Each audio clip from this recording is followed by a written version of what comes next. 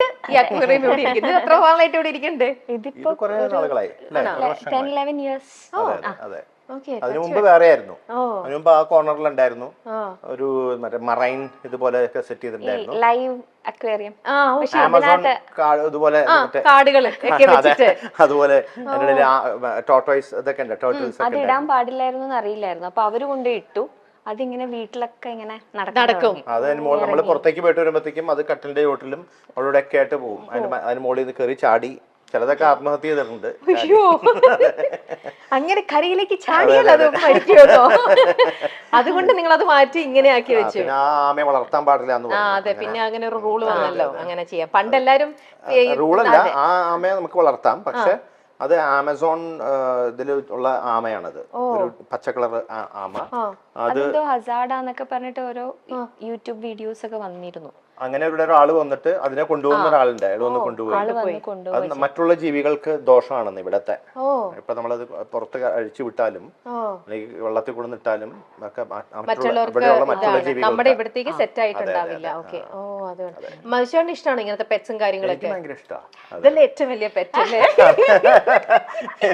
ഞാൻ നിങ്ങളുടെ ഇന്റർവ്യൂല്, എനിക്ക് പിന്നെ ഇന്റർവ്യൂ നല്ല നമുക്ക് പേഴ്സണലി അല്ലാണ്ട് നല്ല പരിചയമുണ്ട്, ഇവരെ കുറിച്ച് അല്ലാതെ തന്നെ അറിയാം. എപ്പോഴും അതെ ചേച്ചിയാണ്. എന്താ ഞാൻ വേറൊരു കാര്യം കൂടെ ഉണ്ട്, ചേച്ചിക്ക് അറിയോ, സോഷ്യൽ മീഡിയ തുറന്നു കഴിഞ്ഞാൽ മൈച്ചേട്ടന്റെ ഒറ്റയ്ക്കുള്ള ഇന്റർവ്യൂവിനെക്കാട്ടിലും ഭയങ്കര റീച്ചും ഭയങ്കര പബ്ലിസിറ്റിയും ഈ ചേച്ചിക്കാണ്. സീക്രട്ട് ആണ് മനസ്സിലാവുന്നത്. രമേഷ് പിഷാരുടെയും ധർമ്മജനും പോലെയാ. അത് കലക്കിട്ടാ, അത് കലക്കി ശരിക്ക്. അപ്പൊ ധർമ്മജൻ ഒറ്റയ്ക്ക് വരുമ്പോൾ ഭയങ്കര ക്ലിക്ക് ശരിക്കും കേട്ടോ. ഭയങ്കര ഒരു ചേച്ചി പറയൂ, അതിന്റെ പിന്നിലത്തെ രഹസ്യം എന്താണ്? എന്തായിരിക്കും മൈച്ചേട്ടാ? ഈ മൈച്ചേട്ടാ ഒരു ദിവസം എത്ര തവണ വിളിക്കും? എന്ത് ചോദിച്ചാലും എന്താ മൈച്ചേട്ടാ, എല്ലാം മൈച്ചേട്ടന്റെ അടുത്താ ചോദ്യങ്ങളെല്ലാം. ഇവിടെ അത് നിങ്ങളുടെ പടമല്ലേ? അതൊക്കെ ഓരോ ആരാധകര് ചിലതിലൊക്കെ ഞങ്ങളെ പോലൊന്നും ഉണ്ടാവില്ല കാണാൻ. എന്നാലും നമുക്ക് മനസ്സിലാവുമല്ലോ അത് നിങ്ങളുടെ തന്നെയാണ്. ഇത് ചേച്ചിയുടെ, നിങ്ങൾ രണ്ടുപേരിലും ചേച്ചി വരയ്ക്കും അല്ലേ?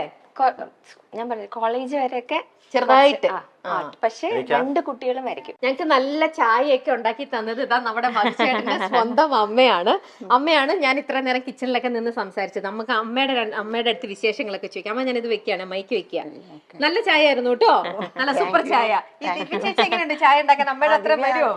പിന്നെ നല്ല ചായ നല്ല ചായ ഭയങ്കര ഇഷ്ടമാണ്. ആണോ? ചായ കൊടുത്താൽ ദിവ്യ ചേച്ചി ഏറ്റവും നന്നായിട്ട് ഉണ്ടാക്കുന്ന ഭക്ഷണം എന്താ?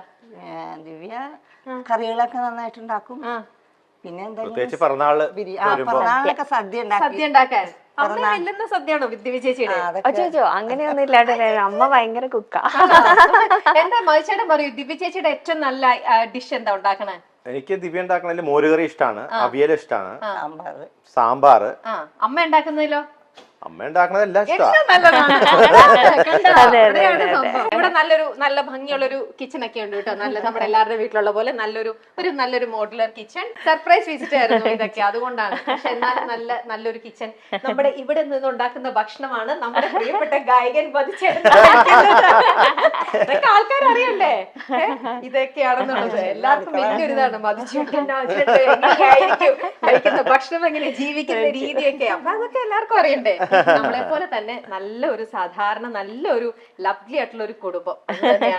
ഇത് ഇവിടെ ഒരു വർക്ക് ഏരിയ. ഇനി നമുക്ക് അടുത്ത സ്ഥലത്തേക്ക് പോകാം. അതെന്താ മനുഷ്യരുടെ ആനിമൽ? അത് അനിമലിന്റെ മലയാളത്തിൽ ഞാൻ പാടിയിട്ടുണ്ട്, മലയാളം വേർഷൻ. അപ്പൊ അവര് ടി സീരീസും അതിന്റെ പ്രൊഡക്ഷൻ യൂണിറ്റ് ഒക്കെ അവര് അയച്ചു തന്നതാ. ഞാൻ അവിടെ ഇങ്ങനെ നോക്കിയപ്പോ കണ്ടു ആനിമൽ ഇതുമായിട്ട് മതിച്ചേട്ടൻ വിചാരിച്ചു. Okay okay. ഇത് കഥകളിയൊക്കെ ഇഷ്ടമാണോ? പിന്നെ കാണാനൊക്കെ ഇഷ്ടംപോലെ. പണ്ട് കുട്ടിക്കാലത്ത് ഇഷ്ടംപോലെ ഞാൻ പോയി കാണാറുണ്ട്. ഓക്കെ. അപ്പൊ ഇപ്പോഴും പൂർണ്ണത്രേശിന്റെ അവിടെ ഉത്സവത്തിനൊക്കെ പോകാൻ പറ്റാറില്ല. പോണെന്ന് ആഗ്രഹമുണ്ട്, പക്ഷെ നടക്കാറില്ല ഇപ്പത്തെ ഒരു ഇതില്. ഇനി നമ്മൾ അവിടെ ഒരു ബെഡ്റൂം ആണ്. നമ്മൾ ബെഡ്റൂമിലേക്കൊന്നും പോകുന്നില്ല, പ്രൈവറ്റ് ഒരു ഇത് അവിടെ ബെഡ്റൂം. ഇതെന്താ ചേച്ചി? അതൊരു വാഷ്റൂം ആണ്. Okay okay. ഇവരാരൊക്കെ വന്നു, എന്തൊക്കെ സംഭവിക്കുന്നു എന്ന് അറിയാനായിട്ട് കംപ്ലീറ്റ് ഓക്കെ, ഇവിടെ ഒന്നും നിങ്ങൾ ഇരിക്കാറുണ്ടോ TV കാണാൻ വേണ്ടി? ഇടയ്ക്ക് വല്ലപ്പോഴും മിക്കവാറും അച്ഛനോ ഇത് ഇവിടെ അച്ഛന്റെ അച്ഛനാണ് പൊസിഷനാണ് ഇത്. ഇത് അച്ഛന്റെ സീറ്റാ.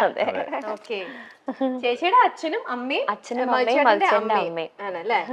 ഓക്കെ, ഇത് ചേച്ചിയുടെ അമ്മ. എന്റെ അമ്മ. അത് പിന്നെ പറയേണ്ട ആവശ്യമില്ല, അതുപോലെ തന്നെ ഇരിക്കണം, കാണാൻ അതേപോലെ തന്നെ പകർത്തി വെച്ചിരിക്കണ പോലെ തന്നെ. സുഖമായിട്ടിരിക്കുന്നോ? സുഖം. ഈ ദിവ്യ ചേച്ചി എപ്പോഴും ഇങ്ങനെ ചിരിച്ചോണ്ടിരിക്കുന്നത്, അതിന്റെ സീക്രട്ട് എന്താ? അത് അമ്മയുടെ അടുത്ത് തന്നെ ചോദിക്കട്ടെ. എപ്പോഴും ഇങ്ങനെയായിരുന്നു ചെറുപ്പം മുതലേ? ചെറുതിലെ മുതൽ അങ്ങനെയായിരുന്നു. എന്താ, നിവേദിത ചേച്ചിയും എനിക്കറിയാം. ചേച്ചി നിവി ചേച്ചി ചിരിക്കുന്നതിനെക്കാട്ടിലും ഫുൾ ടൈം ഈ ദിവ്യ ചേച്ചി കുറെ നോക്ക്, ഫുൾ ടൈം ഇങ്ങനെ ചിരിയാണ്. അത് അത് എന്താ അമ്മയ്ക്ക് എന്താ തോന്നുന്നത്? അമ്മയുടെ തന്നെ ഒരു ഇതാണോ അതോ അച്ഛന്റെ ആണോ? ആരുടെ രീതിയാക്കി ഇട്ടിരിക്കുന്നത്? ചിരിക്കാറില്ല ഇല്ലേ? നമ്മള് ലേഡീസ് ആണല്ലേ കൂടുതൽ ചിരിച്ചോണ്ടിരിക്കണത്. ചേച്ചിയുടെ ദേഷ്യപ്പെട്ട ഒരു രൂപം അതെന്ന് പറയണത് അങ്ങനെ ഉണ്ടാവാറുണ്ടോ? അയ്യോ, ബുദ്ധിമുട്ടാ. വളരെ റയറാണ്. ഓ ഓക്കെ, അത് ഞാൻ മധുചേട്ടന്റെ അടുത്ത് ചോദിക്കട്ടെ കാര്യം. ഇല്ല ഇല്ല ഇല്ല, അങ്ങനെയൊന്നും ഇല്ല, പറയാൻ പറ്റൂല ആണല്ലേ? വളരെ സ്വീറ്റ് ആയിട്ടുള്ള ഒരു അല്ലേ? ഓക്കെ, ചായ ഒക്കെ കുടിച്ചോ? ഓക്കെ, ഞങ്ങളെന്നാ ബാക്കി ഇതിലേക്ക് പോട്ടെ. ശരി കേട്ടോ അമ്മ, ടേക്ക് കെയർ. കാണാം. അപ്പൊ അത് അമ്മയുടെ മുറിയായിരുന്നു. അതിലേക്ക് പോവാമോ? പോവാം. ലൈറ്റ് ഇല്ലാതെ പോയി, കഷ്ടം. അതാ കറണ്ട് പോയിരിക്കാണ് കേട്ടോ. ഞങ്ങൾ ഇൻവേർട്ടറിലാണ് ഇപ്പൊ ഇതെല്ലാം ഇട്ടിരിക്കുന്നത്. അതുകൊണ്ട് എല്ലാ ലൈറ്റ്സും നമുക്ക് ഓണായി കിട്ടില്ല. നമ്മൾ പോകുന്ന വഴിയിൽ നിറയെ ഇതാ ഈ പെയിന്റിങ് ഇതെല്ലാം നിറഞ്ഞ് കൃഷ്ണനും ഉണ്ണിക്കണ്ണനും. ഇത് ശിവകുടുംബം. അതെ, അതും ആശ ചേച്ചിയുടെ. അതും ആശേഷ. Okay okay. എന്റെ അമ്മ, ഇത് എവിടേക്കാ സമ്മാനങ്ങൾ വെച്ചിരിക്കുന്നത് വീട്ടില്? ഇടയില്ല മധുചേട്ടന്റെ ഇതൊക്കെ വെക്കാനായിട്ട്. കംപ്ലീറ്റ്. എവിടെയാണ് അച്ഛൻ? ഓക്കെ, അച്ഛൻ കിടക്കാണെങ്കിൽ വിളിക്കണ്ട. നോക്കാം. അച്ഛൻ വായനയിലാണ്. ഒന്ന് വന്നാ ബുദ്ധിമുട്ടാവോ? അച്ഛാ, ഒരു ഇന്റർവ്യൂവിന്റെ രമ്യ അറിയില്ലേ? രമ്യ, നിഖിലിന്റെ രമ്യ ഓർമ്മയില്ലേ? രമ്യ ചേച്ചിയുടെ അച്ഛനാണ് കേട്ടോ. അച്ഛൻ ഭയങ്കര റീഡിങ് ഹാബിറ്റ് ഉള്ള ഒരാളാണ്. അച്ഛൻ ഒരുപാട് വായിക്കും. അപ്പൊ അച്ഛൻ വായിച്ചുകൊണ്ടിരിക്കുമ്പോ ഞങ്ങൾ ഒന്ന് ബുദ്ധിമുട്ടിക്കാൻ വന്നതാ. ഇത് അച്ഛന്റെ മൈക്കാണ്. മൈക്ക് പറയണത് കേൾക്കാനായിട്ട്. അച്ഛൻ സുഖമായിട്ടിരിക്കണോ? പിന്നെ ചായ കുടിച്ചോ? ചായ കുടിച്ചു. എന്ത് ബുക്കാ ഈ വായിക്കുന്നേ? അയോധ്യ. വായിച്ചു കഴിയാറായി. അതല്ല, ഒരുപാട് സത്യങ്ങളാ നമ്മൾ അറിയാത്ത സത്യങ്ങൾ അതിനകത്ത് മുഴുവനും. എന്തൊക്കെ കാര്യങ്ങളായെന്ന് അറിയില്ലേ? ഈ മക്കൾക്കുണ്ടോ ഇതേപോലെ റീഡിങ് ഹാബിറ്റ്? മക്കൾക്ക് വായിക്കാനുള്ള ശീലമുണ്ട്. ഉണ്ട്. ആ മകനില്ല.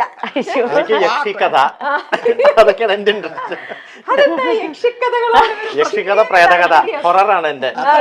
അതല്ല മോളെ, നമുക്ക് വായിക്കാൻ ശീലമുണ്ടെങ്കിൽ സമയം നന്നായിട്ട് പോയിക്കൊണ്ടിരിക്കും. യാതൊരു സംശയമില്ല. മറ്റേതെന്നാ അറിയാമോ, ഒരു ബോറിംഗ്. നമുക്ക് ഇനി ബാക്കിയുള്ള അച്ഛൻ ഞങ്ങൾ ബാക്കിയുള്ള അടുത്തേക്ക് കൊണ്ടൊന്ന് പോയി വീടിന്ന് ചക്രടിച്ച് കാണട്ടെ. അപ്പൊ സന്തോഷം കേട്ടോ, കാണാം കേട്ടോ, സന്തോഷം. ശരി ശരി, ഓക്കെ. നീ പൂജാ റൂം. ഓ, മേളിലാ പൂജാ റൂം. ഇത് ദിവ്യയുടെ വീണയാണ്.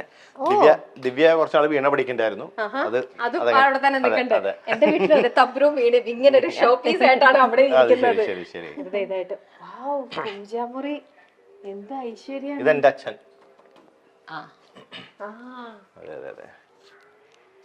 ഇത് മുത്തശ്ശൻ. അത് ദിവ്യയുടെ അപ്പൂപ്പനും അമ്മയും. ഇത് ദിവ്യയുടെ, അത് അച്ഛന്റെ അച്ഛനും അമ്മയും. ദിവ്യയുടെ അമ്മയുടെ അച്ഛനും അമ്മയും.